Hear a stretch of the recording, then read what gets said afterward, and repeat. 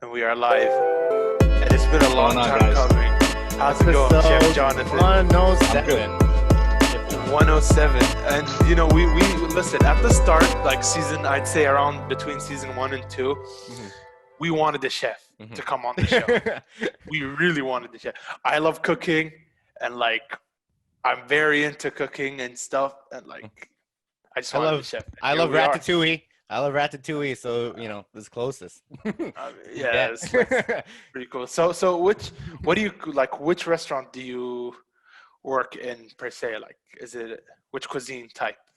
I haven't worked in a restaurant since the early 2000s. It's been a long time. I had a restaurant in Bayshore, New York. It's called Home Cooking Cafe. It was with me and my father.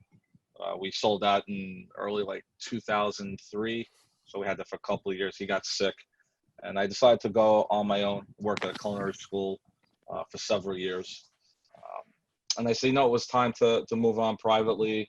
I catered for some very big stars from Linkin Park and Alicia Keys and some of the biggest names in the music industry. And I decided to just do something different. So decided to go into the entertainment aspects. I enjoyed being in front of the camera. I didn't want to work 12-hour shifts that were on my feet for 12 hours, sometimes 17 really in a restaurant. You're on the line long periods of time. You could work 7 days a week. And I didn't want to do that. I had a young kid on the way and life was changing differently and I had to be home. So I said, it's time to make a change. What I did at that restaurant is we focused on comfort food that we put a twist onto it. We were inside a health club. So we were getting 2,000 people in there a day because it was the membership. And we were giving them a different version of healthy food. People think that you're in a health club and all you do is eat healthy food, but that's not the case. They were eating what we served them, and then they went and worked out after the fact. So they had a good meal, and then they tried to burn off the calories. Pretty much. So keeping the balance. Yeah, keeping the balance, exactly. So what I did was we did almost a farm-to-table approach because we were right in the village of Brightwater. So we had a lot of local farms that I dealt with. I was always a big supporter of local business. Mom and pop, they keep the industry going and they keep our country surviving. So we said, let's get as many mom and pop places as we can. We got the farm. So all of our stuff was more of a farm to table approach, but we weren't directly farm to table. And there's only maybe a handful of restaurants in the country that are true farm to table. So we did everything scratch made. So we did comfort food, scratch made comfort food. We made our own soups and stocks and sauces. We made our own condiments. We were making our own ketchup. I mean, we did everything from scratch. Yeah, we didn't want to give any preservatives. Bread was made from scratch, everything. 95% of what we made in the cafe was from scratch. Wow. And so what's the 5%? Yeah. What's the 5% that wasn't from scratch? Opening up cans of stuff that maybe were ingredients that we had to use that were canned ingredients that we had to use, maybe like a condensed milk or something like that. I see. That we would use in that. But as far as that, stocks are made from scratch. Sometimes we would use some frozen vegetables to conserve time where we work. Because, I mean, 95 is still an A+, so that's solid. Yeah. Yeah, it's pretty good. Like it's really good that you guys stick really to the whole cooking and not just putting a bunch of stuff in a pan, let it heat a bit and sending it out. No, look, there's a lot of great restaurants out there, but it's also about a business. You have to know how to make money. That we had a very limited menu on what we did. We rotated in and out of different types of specials that we'd run throughout each day. So there was a set menu, but maybe there was 10 items on the menu, and then everything else throughout the day would be new specials. So we would have everything from breakfast, lunch, and dinner. We even had snacks. We had a coffee bar. We had a smoothie bar. So we were doing all that from scratch. And then we started focusing on Italian and Asian influences in what we made. So a lot of our dishes were Asian inspired, Italian inspired. So we had a lot of herbs and a lot of spices that were natural. We did our own greenhouse in the back. We had a small little greenhouse that we did. So we were growing our own basils and parsleys and things like that in the back, which was a lot of fun. Our own lavender, which was just intensified everything, which was great. Unfortunately, I couldn't grow saffron. That would have been, an advantage if I was able to do that. We don't have the weather. Yeah, we don't have the weather to do that, nonstop. You need a specific heat. So Saffron's we amazing. Saffron's just yeah, so good, but it's so hard to grow. I know, absolutely. I know how I know the frustration. What is saffron? It's a Persian plant that's basically used in cooking. It gives Spices? the. Hmm. It's not. It's more It's a of a like. floral. Yeah, it's very floral, I'd say. Yep. So here, let me. It's a floral note. You know, you're gonna use it in stocks and soups and sauces. That's most of the time that you'll find it in. And they look at little small strands of julienne, of a julienne vegetable, or almost like yarn. Small strands of like really fine yarn. That's what the saffron looks like, and it's like this bright red. And it's like 1 ounce is like $1,000. It's crazy. Wow. It's crazy enough. Yeah. Well, Wow. because we're very close to Iran, it's actually much cheaper than that. Interesting. Mhm. So here, You should let ship me him just- over.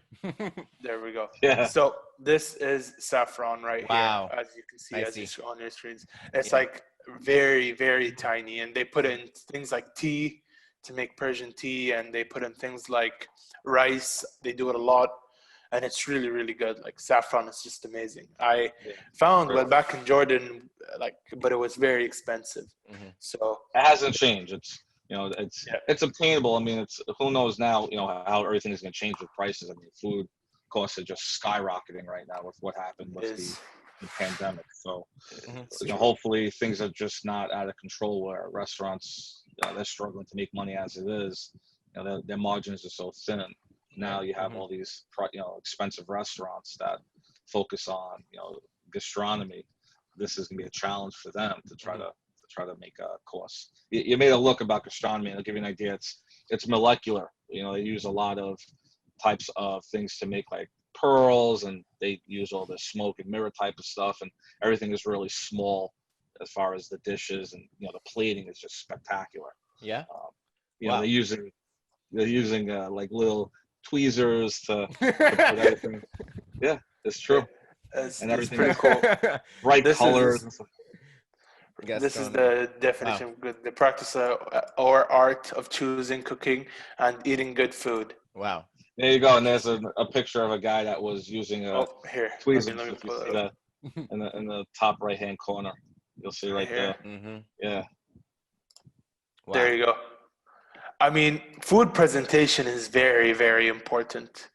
Yeah, Like absolutely. food, Gastronomy is responsible for creating the art of plating, pretty much.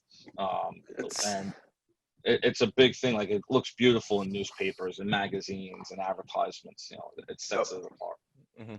I mean, it also helps, like a food can taste like absolute garbage and still it'll look amazing on the plate, and that just heightens the experience, although it's already trash, but the experience is there when you actually here's a good example. So one technique I learned while cooking was what was that movie called? I think it was called Chef, where he was cooking that pasta, and he uses a steak fork to turn and twirl the pasta. And that was a good move I learned from him, honestly. And I do it all the time because it just makes it look amazing, right? You could also use chopsticks as well if you want to do something like that. True. That's also, you can use, Cool but idea. chopsticks I feel like are a little bit too short. When you're serving on a bigger plate, like a huge steak fork is really good. I use it a lot. Plus, it's fun. How you twist it too. There's a Chinese technique where they make an actual, almost like a floral design from the actual egg, and they're twisting it around, and they have it come up to a peak. If you look that online, honestly, I'm drawing a blank of what the actual Asian term is called. Mm-hmm. But if you look at that, it's really an amazing thing. It's almost like it's using eggs, yeah? Yeah. They make a spiral technique with it. I mean, and they use chopsticks. They actually cook it in the wok to be able to make that, and that's pretty amazing. So you could definitely do that with noodles, that's or spaghetti or linguine, and pull it straight up. Not a hard thing. Yeah, I'm gonna find it real quick to what you're describing, and can't find it. Can't find That's it, funny. but Mhm. but We'll no, look yeah, for it's it. true. There's Yeah. like foods many all ways to around the present it. world. Yeah, they present it in different Mhm. ways. Like for example, here in Arabia, the way we present our rice and meat is usually like a huge plate placed in the middle. There are no plates. That's the one plate that's put. Everyone gathers around and eats on the thing. which I know in the Western world is seen as like a little bit of Like a gross. Yeah. No, not at all. It's like family style, Yeah. Italian. Yeah. We do that also in our culture. We'll put big plates I out see. on the table, and it's family style. Yeah. The restaurants don't do that because of health restrictions here in the United States. I But mean, at home, hey, we're putting plates out. Everyone's grabbing stuff. People are grabbing stuff out of the pot. It's yeah, it's pretty cool. Yeah, we do. But do you guys put it in your own like personal plate, or do you just eat around that plate? sometimes it's both. Like they'll do an antipasto platter, and everyone will be just grabbing from that actual plate. They won't put plates out. When I used to go to my grandmother's house, she'd put out these giant plates of food, and we would just sit at the table, and everyone's picking off the plate and eating and talking, and no one ever was putting anything on their plate. We would have like 4 or 5 courses before we actually sat down and had a full meal. And nothing's really changed here with my kids. They're pickers also. I mean, that's amazing to hear, because like it's I don't like the whole like it's different when you're all eating on the same plate. Here, let me show you a quick picture of like an Arabic dish we eat and like how it's plated. So for example, here, this is a good one, right? This is called mechbous, which is a Kuwaiti rice and chicken kind of dish right here, as you can see. And it's put on this Yummy. huge plate, and we'd all sit like, for example, this is a plate for like 4. So we'd sit like around in front of each chicken. And we just eat on the plate, right? Like that's it. Or something like this, which is a bigger sized, plate. And we just sit around and eat around it, which is, it betters the experience, to be honest. Like, yeah, it looks good. Everyone with their own plate sitting, they're just eating on their own. But when we're all like literally face to face in front of each other, pretty much forced to talk, Yeah, of course. Look, you're not going to see that in restaurants now because of the pandemic. I mean, I doubt that you'll see restaurants doing that, but who knows? Hopefully things change very quickly. I mean, I hope, honestly. Like, I got bored of this whole pandemic thing. Literally, when was the last time any of you ate like from outside, like restaurants, excluding you, Ali, because you're in LA and they never closed? I was actually, me and my wife, we went out to a Mexican restaurant. Love Mexican, love Thai food, love those spices. Growing up, a lot of peppers were used in my home. So what do you get from a Mexican restaurant when you go? Sometimes I'll get a mix. It depends. What my day is when I get there. Sometimes we'll get the special, but we went to a place called Trulos, which is right over here in St. James, and the Zulos that we had. I had some enchiladas. They had fried plantains that they gave us, which was absolutely amazing. And they had this spicy dip. So they had like because plantains itself are not sweet, but they caramelized them and then fried them. So it was kind of like soft in the middle, but like crunch on the outside. And then they had this spicy red sauce that we dipped it in. Oh my God. I was just eating that. And then, chips and fresh salsa and pico de gallo, little salsa verde. Really just, quick food. Like I'm more of an appetizer type of guy. I go to a restaurant, order a lot of different appetizers. Not much of a I like that. option. That's Yeah, that's the stuff. Honestly, I like. It's the same with me and my friends. When we go out, we order like every appetizer there is on the menu, and then we like order stuff to go because it's like it just gets too much. But here's a real question I want to know from a chef's point of view: is there any type of food you do not like to eat? Yeah, I do. There's food that I won't touch. If I tried it before, absolutely. Liver is just not my thing. Okay. There's no flavor to it. You're eating an organ. It's very hard to really do much to an organ. There's chefs out there that will beg to differ, but that's just my personal preference. I'm just not a fan of it. I won't eat lox. I've had them. I just don't like them. What's that? Belly lox, salmon. That are lox. They come from Nova Scotia lox. They cut them really thin. It's a very big Jewish classic here. Like if you go into New York City, they'll have lox, cream cheese on a bagel. I see. Just not my thing. My mom ate a lot of it. So herring is another thing I just won't touch. Not a fan of that.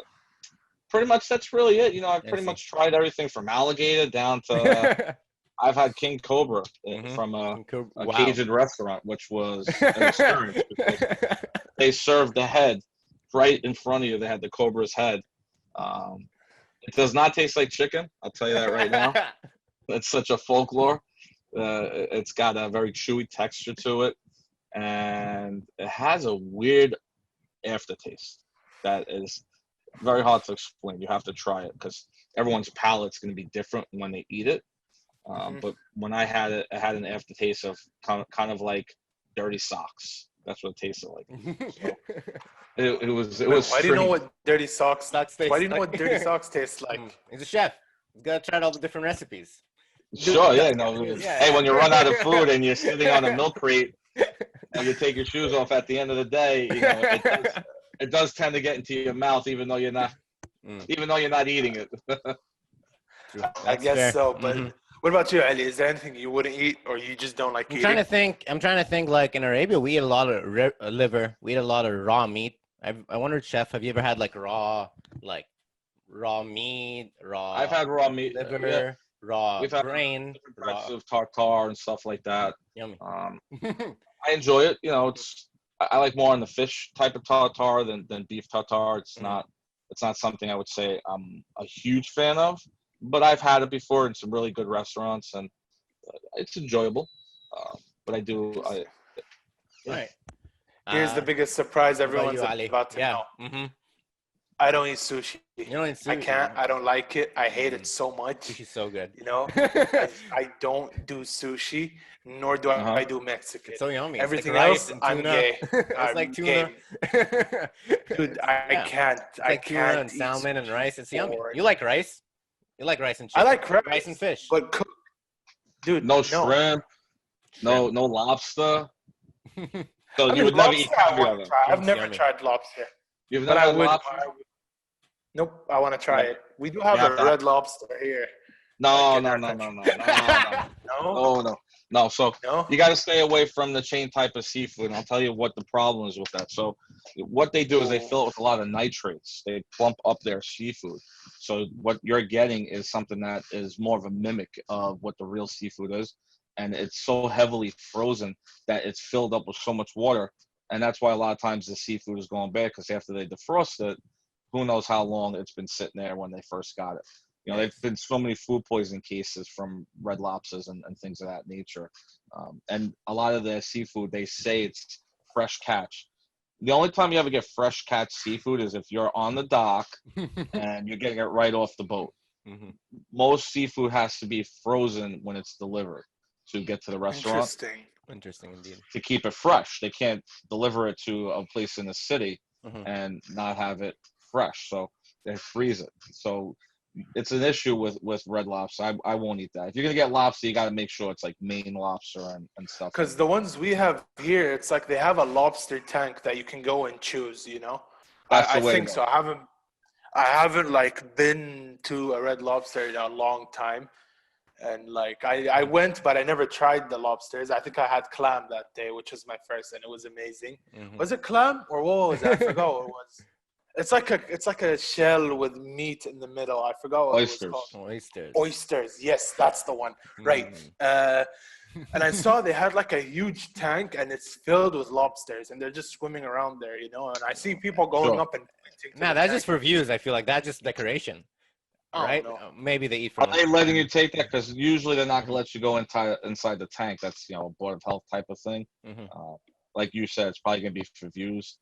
So who knows what you're getting in the back? You know, it's kind of like playing with your mind. As you said, with the art of plating, and it looks nice, and you see something with your eyes.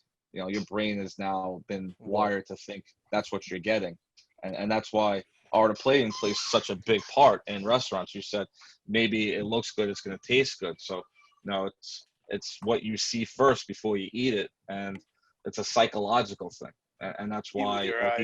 You eat with your eyes, and then you taste with your mouth second. So, you know, Instagram's a big play on a lot of home cooks who call themselves chefs, and there's nothing wrong with that. You know, most of these people have never worked a day in a restaurant or in any type of culinary facility, and they're putting all these beautiful dishes out there because you know why? It's easy to take a picture of just one plate and put it on Instagram and put it on there. Whereas a restaurant, they don't have that luxury. They have food coming out on the line nonstop. So, they have to be really specific. So like all that stuff you see, that gastronomy, it's incredible how they get that stuff out there. They do. But those are high-end restaurants. They're paying $200-300 a plate to eat at those restaurants. So the quantity is not as a big amount compared to, let's say you went to a Red Lobster and their focus is not on the other plate. It's on the opposite. They want to get as much food out there as they possibly can. It's a chain restaurant. Things come in packages, big bags that are flash frozen. And, they're defrosting them in these giant convection machines that will cook things at rapid speed, rapid pace to get it out to the restaurant. So it's sometimes not safe. Wow.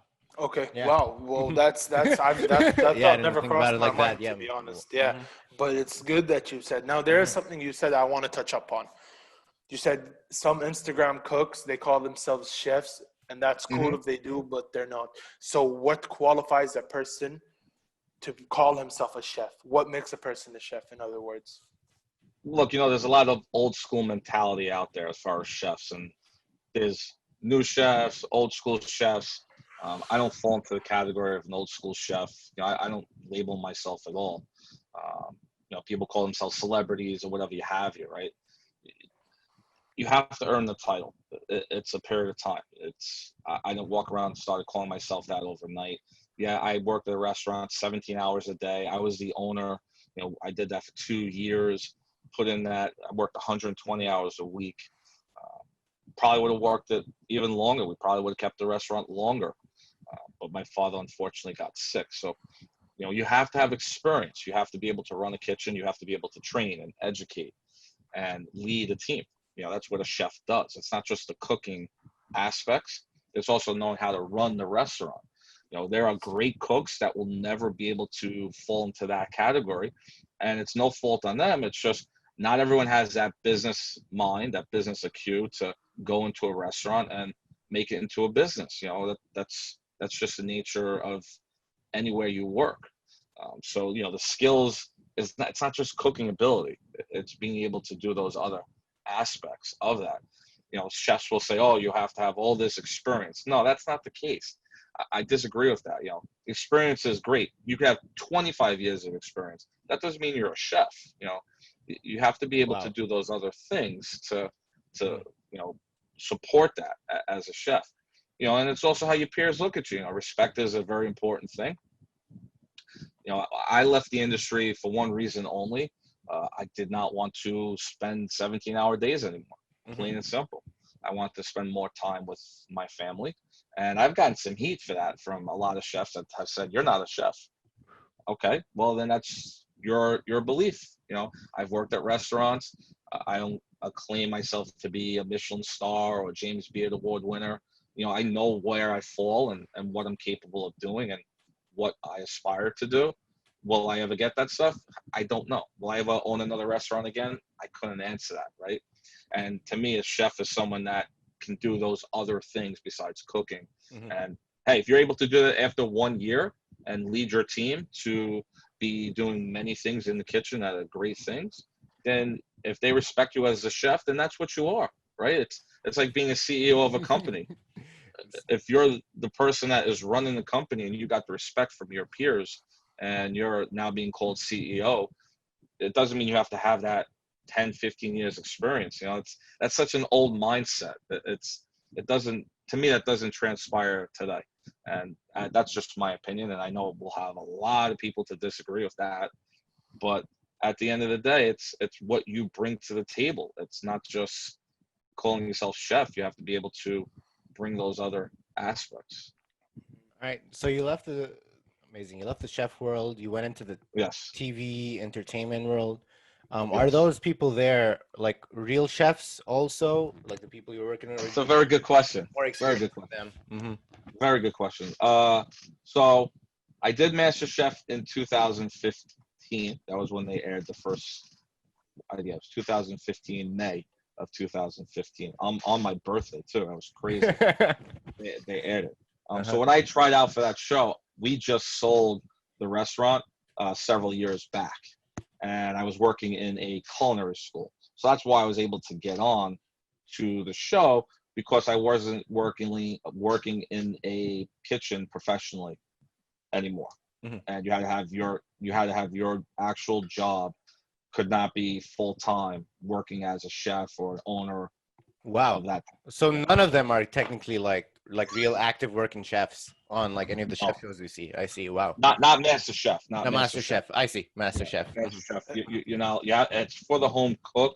But a lot of those people that have been on the show, they've worked in the hospitality industry, you know, general managers and stuff like that, you know, food service managers. So they know, they have that experience. So, my season, we had some really talented people on there. So I came with the background of cooking. I worked a line. So I was able to sneak past that, because kind of mess with the rules just a little bit. I was able to get past it, you know, a little fine line I found in there. So when I got on the show, I kind of knew what to expect, because I had some friends that worked in the industry also that were on those shows previously. And when we got there, the cooking is real. I mean, there's nothing fake about it. At the end of the day, though, there's a lot of editing that goes on, and they have to put the show to a format. You know, they can't show everything that happens. They have to develop a storyline. So not always the best cook or the best chef makes it through. And remember, there's only one winner on any of these shows, from Top Chef down the line. So if you don't win, that's okay. It's using that publicity from these shows to your advantage, because you have to know how to market yourself. And that's where the business, again, comes into place, right? No matter what your industry you're in, if you don't know how to brand yourself, market yourself, like you guys right now have a podcast, it's all about branding and marketing and getting out there, right? And appealing to a specific genre, a specific audience. It's the same thing they do with these shows, is they have to appeal to a specific audience. So you have to learn how to market yourself when you leave a show like that, and you don't, let's say you get kicked off the first episode, you know, where do you go from there? You know, most 99% of the people on any reality TV, you never hear about them again. You know, they disappear into thin, you know, gone. See you later. So it's all about how do you take that 15 seconds of fame and turn it into something. And most people just don't know how to do that.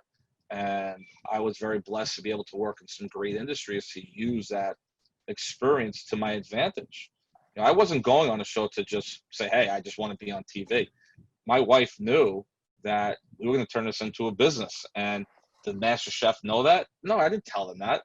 That was not the reason why I was going on there, to let them know, hey, I want to turn this into a business. You know, they'll take all the money from me. I didn't want that to happen, right? Did I lose sound on you guys? No. You're still here. We're still here. We're listening. Okay. We were just listening because you were saying a lot of very, very interesting stuff. Now, let's talk a little bit more about the whole MasterChef scene. So who were the judges at the time? Okay, so my season, it was Christina Tosi, who was the person over at Milk Bar. Then it was Graham Elliott and Gordon Ramsay. Is that the... He's the one that has the glasses, Graham Elliott. He always looks up to the sky, and he holds the spoon and goes like that. And the Asian guy. No. Graham Elliott, he's from Chicago, tall guy, lost a lot of weight years ago, was in the newspapers about that. Really a talented chef, really talented. Has glasses that kind of like red, I think the glasses were at one time. It's kind of like his brand, that he branded the red glasses. I see. So it's not this guy that we're talking about. It's not this one, right? No, that's Canada. That's MasterChef Canada. That's Canada. Oh, okay. Well, I guess we've established by now that I'm, you know, not very into the whole. Well, that's okay. But MasterChef USA. Cool. Gordon Ramsay is the big name. No matter where you go, everyone knows him. Exactly, which is true. Yeah. So how was he? What was the experience? What was it like? He was great. Yeah, he was great. He didn't yell, he didn't scream.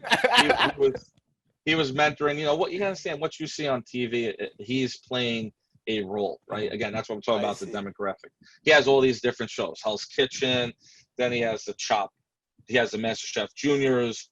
Then he has the Adult MasterChef. So he's playing a different role in between each one of these, right? So he's the host.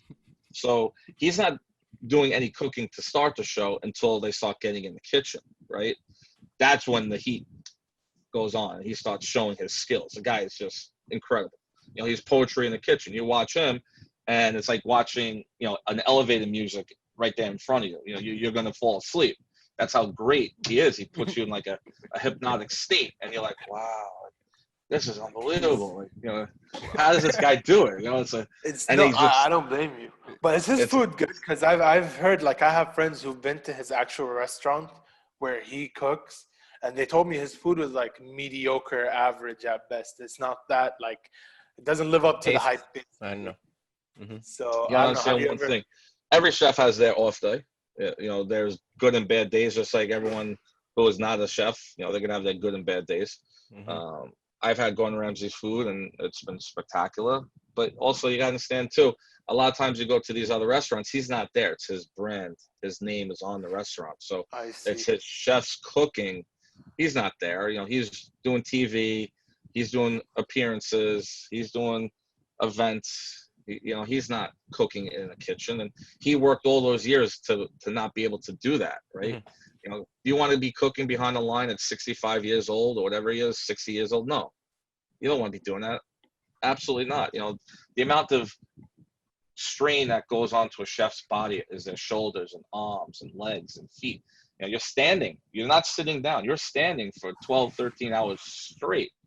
You know, you're behind hot stoves and knives, and you know, you're constantly moving your arms and stuff like that. So very few people can withstand that, right? You know, so his food, to me, when I had it, was great. But you know, MasterChef is an amazing place, amazing show. It gave me a great opportunity to be able to do some amazing things with my life.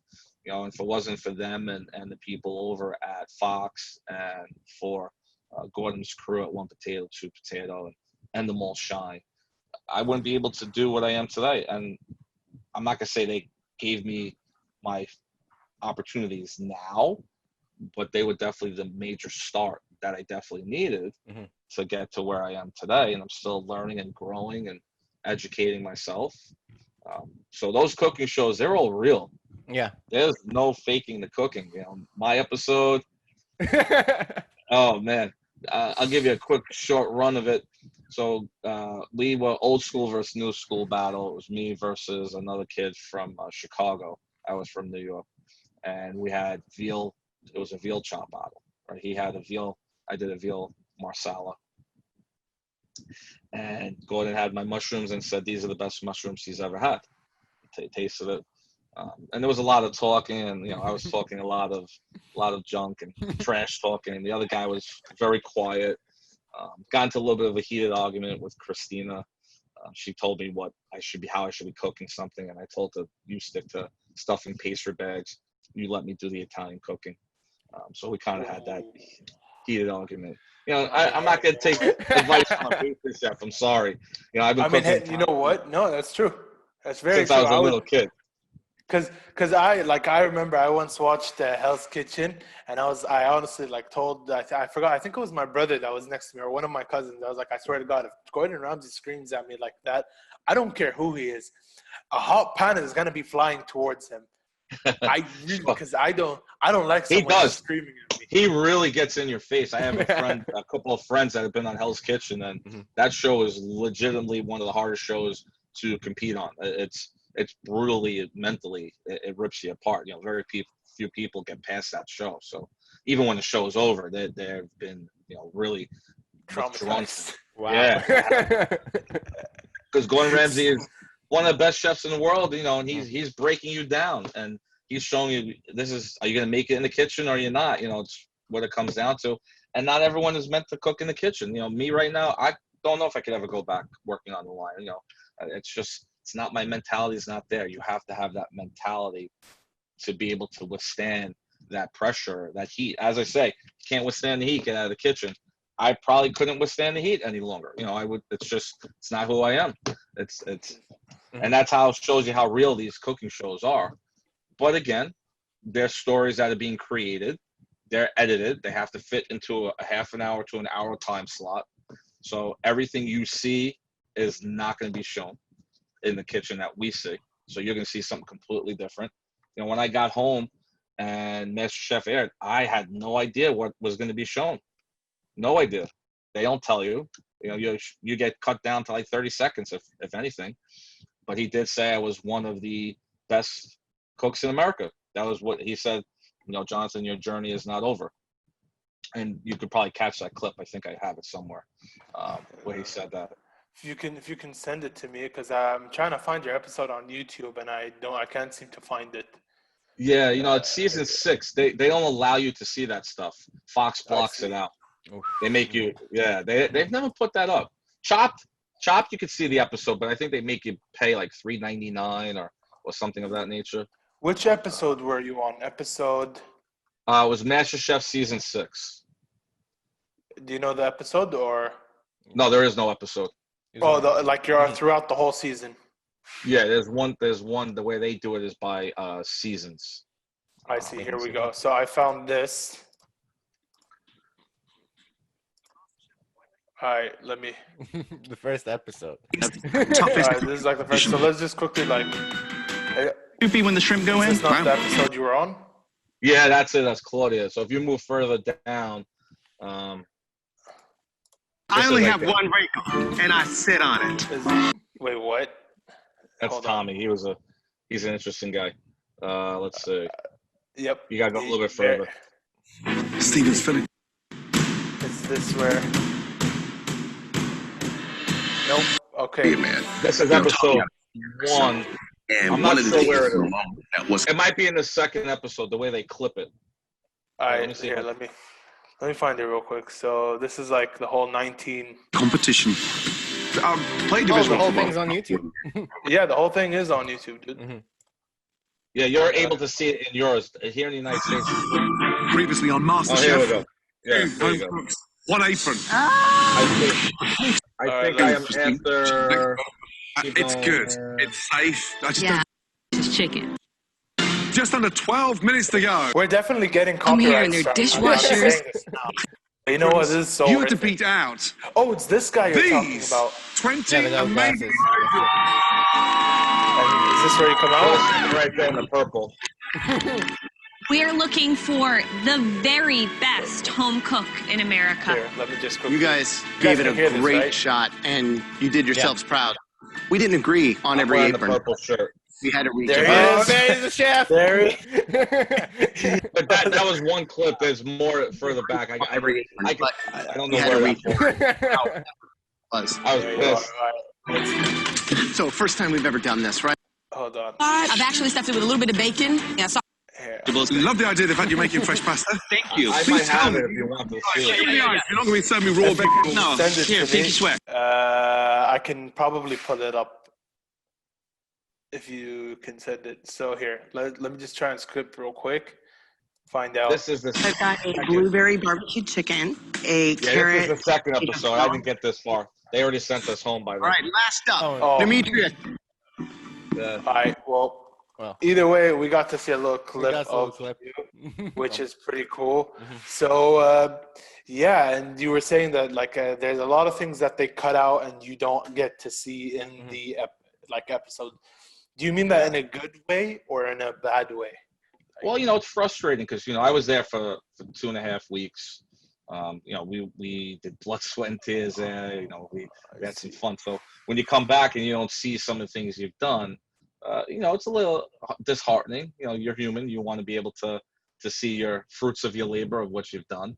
And we had it's what it is. You take it for a grain of salt and you move on. It's not something you soak over. And you moved on. So after that, how easy was it to transition into what you were doing after?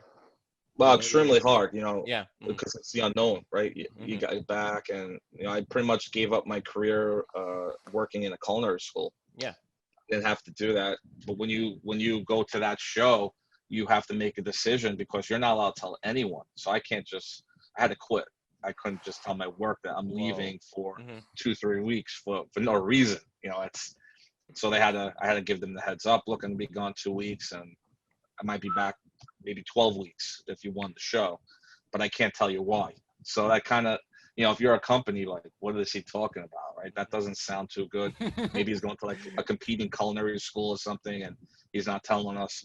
So I pretty much put in my resignation and made a tough decision, leaving a cushiony career. And yeah, that's not easy. Not easy at all. I believed in myself. So when I got back, it was pretty much the unknown. I didn't know what was going to happen, but I did believe in myself that I was capable of turning this into a great opportunity to become a business that no one's really seen where I was here on Long Island, and turning into a private chef business. We did parties and events, focused more on the luxurious side. We did that. So we were doing high-end, intimate dinner parties. Lincoln Park. Well, that was in my early days before when I got out of college. Okay. I was working for Post Perfect in Manhattan. It was a well-known post-production agency, and they were doing all of the music videos. They did everything. Did you get to meet any of them? Any of the people? Yeah. I met Chester Benningfield. What? Chester was an amazing guy. We did stuff for them. So I started out doing there. I was an intern there. I graduated college in 1999, and right away after like 3 months, I saw a position open in their client services department and catering, and I said, "Oh, let's go for it!" Right? Sure enough, I got the position. I didn't know at the time what it was going to entail, and we started doing some amazing things. Most of what we did was in-house, so we would cater to their needs. Pretty much anything they needed, we did. That's what a client services person does, from cooking to booking a hotel room for them. That's exactly what we did from front to back. And I ran it, a department of 3 people. It was myself and an intern and one other person, and we took care of from Mariah Carey down to the Backstreet Boys, then Sing. Lou Pearlman, who was the manager for them, I had a chance to meet him. Very interesting character, to say the least. Harvey Weinstein and all these crazy guys that you see that have now gotten destroyed by Hollywood, and for so they deserve it. And some amazing people. I mean, Alicia Keys, I saw her first come up when she first started out, and she was a project and one of the most talented people you're ever going to meet. And look at her now, right? And she's a superstar. I mean, that girl is on fire, you know? Right? Yeah. Like, how did you meet him? You were just like bringing in food, or like? Yeah, that's what we did. So we in the Post Perfect, we had 1,000 employees. It was a huge post-production company in the old Daily News building. We were on the fourth floor? Yeah, the 4th floor, if I'm not mistaken. It's been a long time. You're going back almost 20 years ago. It was the 4th floor, and we would bring the food to them and cook for them and whatever they needed.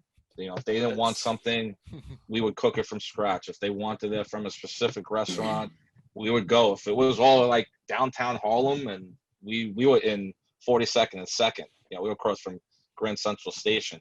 We would run to Harlem, pick it up, bring it back. If they wanted soul food from their favorite restaurant, that's what we did. You remember any of the orders? You remember any of the orders like you had to do? Let's see. So Mariah Carey, I'll tell you a story. She came with a huge entourage. I mean, I had never seen anything like it before. 15, 20 people deep. They were doing the music video with Coolio, where they were on the back of the convertible. So they were doing the editing, and she was in the room doing the editing. And she wanted a specific water. And I'm not going to tell you what happened to that extent, but she wanted a specific water. And let's just say it didn't go very well for all people that were involved, including myself, because I don't take lightly to people being rude to others. And it didn't go very well that day. What was the specific water? I really want to know, like, what kind of water was it? More like Perrier. More like Perrier to having water that we didn't realize that she was going to have. So that was kind of a mistake that was made, and mistakes happen.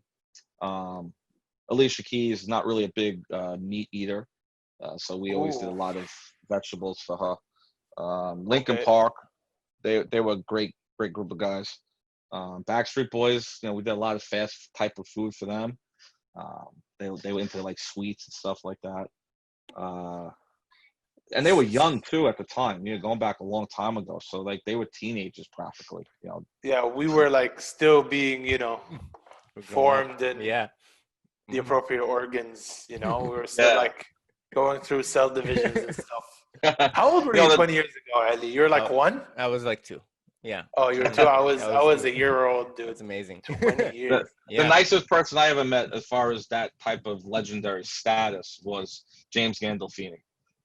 From The Sopranos. He was the guy that played the main guy. Absolutely the nicest man you will ever meet, hands down. There's no one even close to him. And I've been around some of the most notorious people in Hollywood. Not even close. He is true and humble, and you wouldn't even know he was who he was. He played James. He was the biggest, my opinion, the biggest mafia boss of all time. Maybe probably bigger than Marlon Brando. There's no one even close.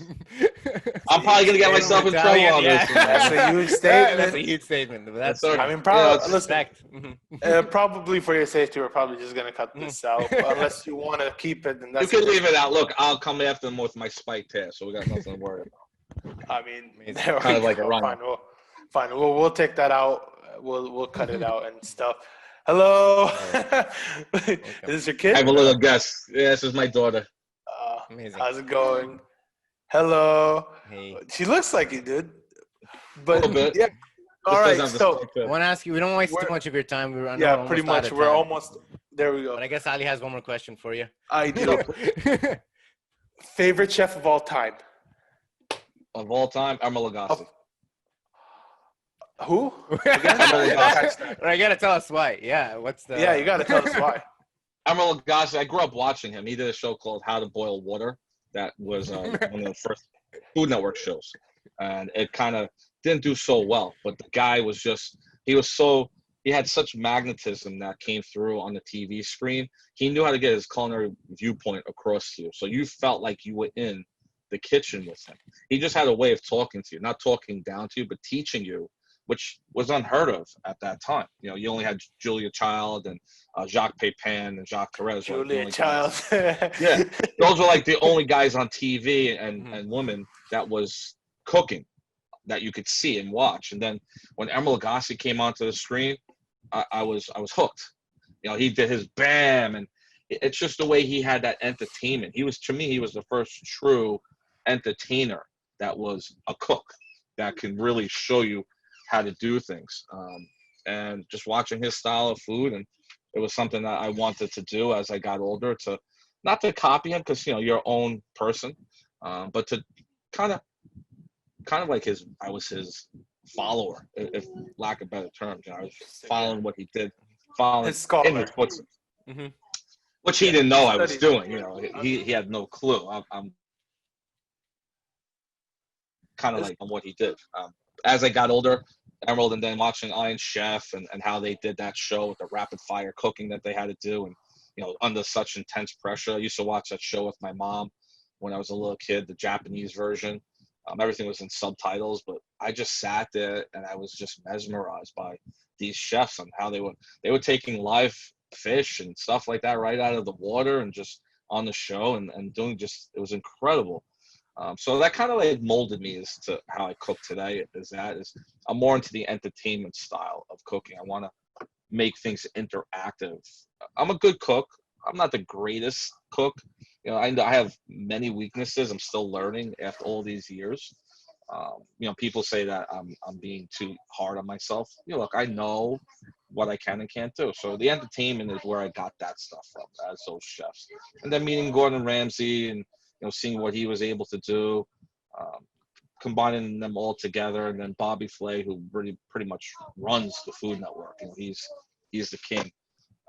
Watching them, taking those 4 chefs and combining them together, kind of gave me an insight as to who I want to be as a chef moving forward. But it's what it is. You're still learning every day. It is what it is. It is what it is. Well, we've reached our timestamp, so chef. Yeah, that was amazing. This was really good. So cool. Is there anything you'd like to shout out? Anything you want to let the world know? Yeah, so I'm working on a new show called Two Dudes Getting Saucy. That will be on a streaming service. probably one of the bigger ones. We're still working out all of the different types of locations that we're going to film it at. We film our first location on Friday. So it's going to be a lot of fun. It's going to be more of like I don't know if you've seen like any type of shows where they just talk about food.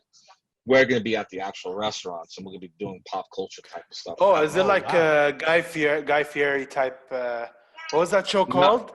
Diners, Drive-Ins, and Dives. We're not doing that. We're not going to do that, but that's a cool show. Had a chance to meet Guy Fieri. He's a cool guy.